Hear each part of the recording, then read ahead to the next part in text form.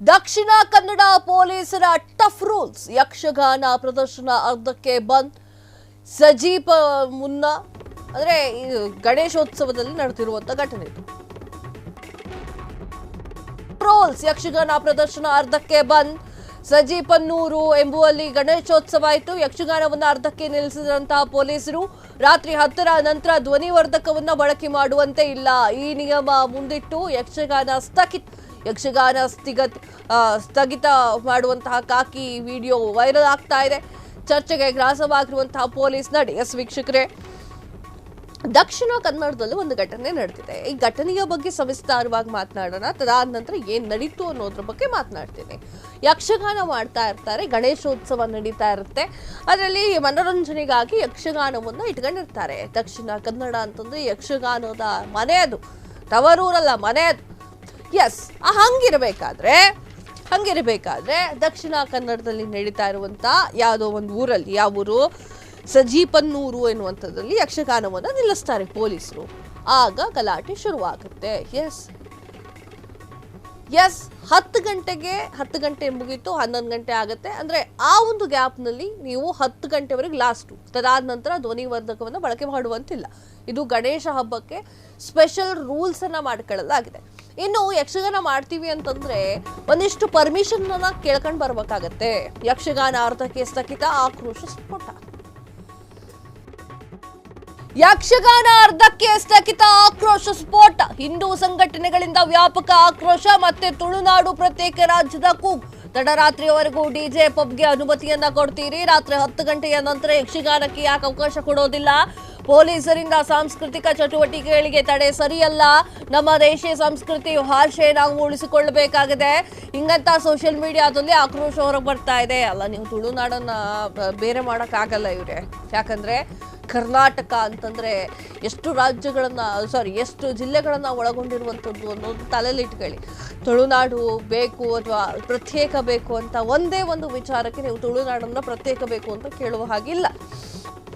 ಯಾಕೆ ಅಂತಂದ್ರೆ ನಮಗೂ ಕೂಡ ತುಳುನಾಡು ಹತ್ತಿರವಾಗಿರುವಂಥದ್ದೇ. ಎಲ್ಲರಿಗೂ ಕೂಡ ಮಂಗಳೂರು, ದಕ್ಷಿಣ ಕನ್ನಡ ಎಲ್ಲವೂ ಇಷ್ಟವೇ. ಈಗ ಈ ವಿಚಾರಕ್ಕೆ ಬರೋಣ. ಯಕ್ಷಗಾನ ಅರ್ಧಕ್ಕೆ ಸ್ಥಗಿತಗೊಂಡಿದೆ, ಆಕ್ರೋಶ. ಈ ಯಕ್ಷಗಾನ ಮಾಡಬೇಕು ಅಂತಂದ್ರೆ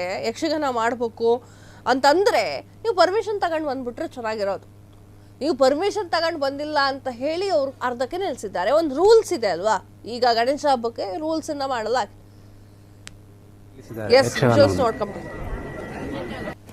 ನೋಡಿ, 10 ಕಾಲ ಆಗಿದೆ, ಯಕ್ಷಗಾನ ಆಗ್ತಾ ಇತ್ತು. ಪೊಲೀಸ್ನವರು ಬಂದು ಯಕ್ಷಗಾನವನ್ನು ನಿಲ್ಲಿಸ್ತಾ ಇದ್ದಾರೆ. ನೋಡಿ,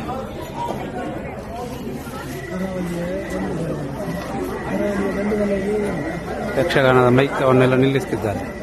ಇದು ಸಜಿಪದಲ್ಲಿ ನಡೆದಂತ ಯಕ್ಷಗಾನ.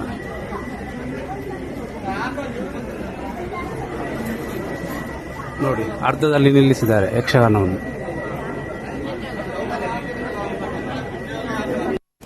ನೋಡಿ, 10 ಕಾಲ ಆಗಿದೆ, ಯಕ್ಷಗಾನ ಆಗ್ತಾ ಇತ್ತು.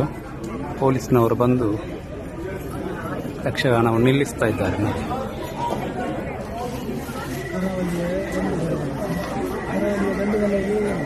ಯಕ್ಷಗಾನದ ಮೈಕವನ್ನೆಲ್ಲ ನಿಲ್ಲಿಸ್ತಿದ್ದಾರೆ. 10 ಕಾಲ ಆಗಿದೆ, ಪೊಲೀಸರು ಬಂದು ಯಕ್ಷಗಾನವನ್ನ ನಿಲ್ಲಿಸ್ತಾ ಇದ್ದಾರೆ ಎನ್ನುವಂತಹ ಮಾತನ್ನ ತುಳುನಾಡಿನವರು ಮಾತನಾಡ್ತಾ ಇರುವಂತದ್ದು. ಯಕ್ಷಗಾನ ಬಂದಿರುವಂತಹ ಪ್ರೇಕ್ಷಕರು ಮಾತನಾಡ್ತಾ ಇರುವಂತದ್ದು. S, agri. ನೀವು ಪರ್ಮಿಷನ್ ತಗೊಂಡು ಬಂದ್ಬಿಟ್ಟಿದ್ರೆ ಇಷ್ಟು ಕೆಲಸವೇ ಆಗ್ತಿರ್ಲಿಲ್ಲ. ಪೊಲೀಸ್ ಸ್ಟೇಷನ್ ಅಲ್ಲಿ ಒಂದು ಪರ್ಮಿಷನ್ ಕೊಡಿ ಸರ್, ನಾವು ಈ ಒಂದು ಗಣೇಶೋತ್ಸವಕ್ಕೆ ಖುಷಿಗೆ ಸಂಸ್ಕೃತಿಯನ್ನು ಕಾಪಾಡುವಂತಹ ನಿಟ್ಟಿನಲ್ಲಿ ಹಾಗೂ ಸಂಸ್ಕೃತಿಗಳನ್ನು 4 ಜನಕ್ಕೆ ಹೇಳುವಂತಹ ನಿಟ್ಟಿನಲ್ಲಿ ಯಕ್ಷಗಾನವನ್ನು ಇಟ್ಕೊಂಡಿದ್ದೇವೆ. ನಮ್ಮ ತುಳುನಾಡಿಗೆ ಅದೇ ಚಂದ, ಯಕ್ಷಗಾನವೇ ಚಂದ. ದಯವಿಟ್ಟು ಯಕ್ಷಗಾನಕ್ಕೆ ಒಂದು ಪರ್ಮಿಷನ್ ಕೊಡಿ ಅಂತ ಪರ್ಮಿಷನ್ ತಗೊಂಡ್ಬಂದ್ಬಿಟ್ಟಿದ್ರೆ ಇಷ್ಟೆಲ್ಲ ಆಗ್ತಾನೆ ಇರಲಿಲ್ಲ. ಇಲ್ಲಿ ಮತ್ತೊಂದು ವಿಚಾರ ಬಂದಿದೆ.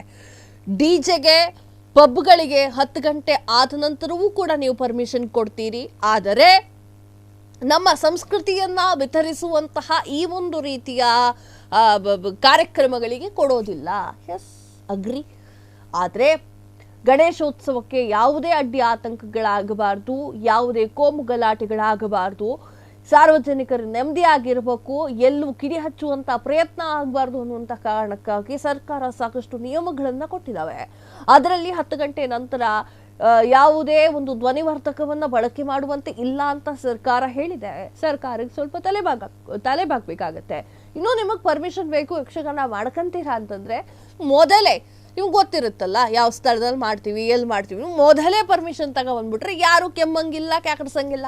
ರೈಟ್? ಗಣೇಶ ಹಬ್ಬ ನಮಗೂ ಇಷ್ಟ, ನಮಗೂ ಖುಷಿ.